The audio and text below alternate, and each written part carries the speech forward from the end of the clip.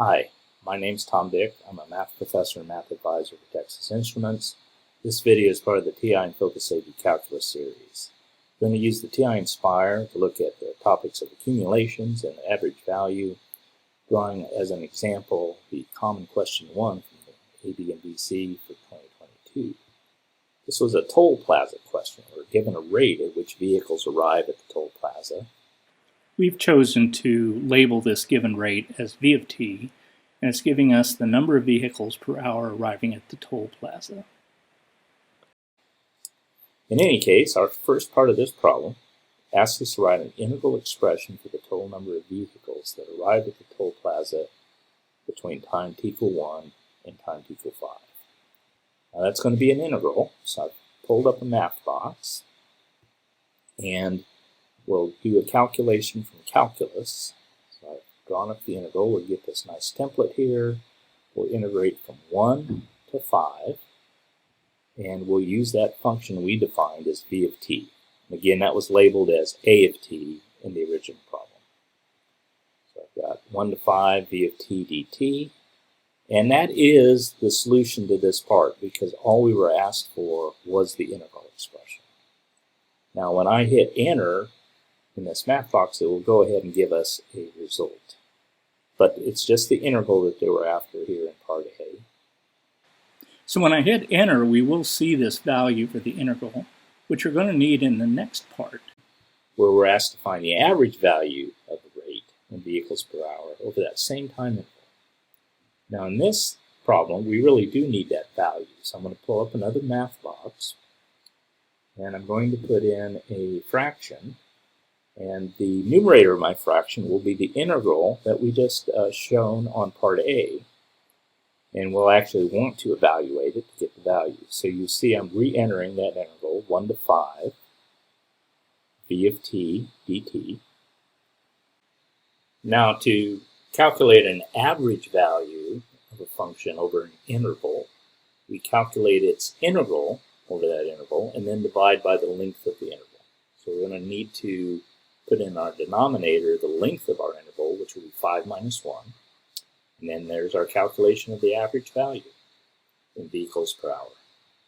Moving on to part C, we're asked if the rate is increasing or decreasing at time t equal 1.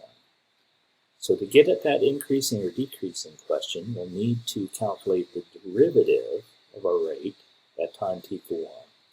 So I put in another math box, pulled up the derivative at a point. The variable here, independent variable for our function is t. The specific value we're interested in is t equal 1. So we'll press OK, and that gives us the derivative with everything filled in except for our function, which is the given function v of t. And that value there, we weren't asked for that numerical value explicitly, but what's important is we need to take note of the sign of that value. And since it's positive, moving on to part D, we're told line form telling us that gets at or above 100.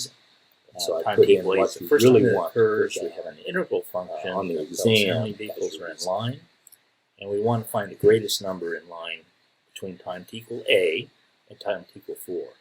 Now I've graphed the rate function in blue and that threshold of 400. So that first time that occurs is sometime between 1 and 2. It then dips below 400 between 3 and 4. Those are two important points for us to find and store away. So I'm going to a calculator screen, and I'm pulling up the algebra menu. What I'm interested in here is the numerical solve. So I'm going to solve the equation v of t equals 400 for t, and I'm going to ask it to do that where t is between 1 and 2. So you can see I have that here. 1 is less than t less than 2. I get a value. I want to store that away as a. So I'm typing in a colon equals. I'm going to go up and copy that value down. And you can see it's actually much more accurate than what was displayed on the right. It's good to store these intermediary values as accurately as you can, so as not to suffer from kind of premature round-off error. Now we want to find that second value too, so I've just copied that solve equation or solve command again and changed the interval to 3 less than p less than and now we'll store that value as b. So I've got b colon equal, I'll copy the value down. And now a and 4 are the endpoints of our interval. B is another critical value we want to look at. So I'm going to use what's called the candidates test and just evaluate that function n that gives us the number of vehicles in line at each of those 3 values. Well, n of a we already knew was going to be 0, but I've just done that for completeness. N of b is 71.2541. And then n of 4 is less than that. So the greatest number we're seeing here is at that critical value b. We wanted it to the nearest whole number, so I've gone ahead and typed 71 in here to finish off the problem. Well, that completes this video.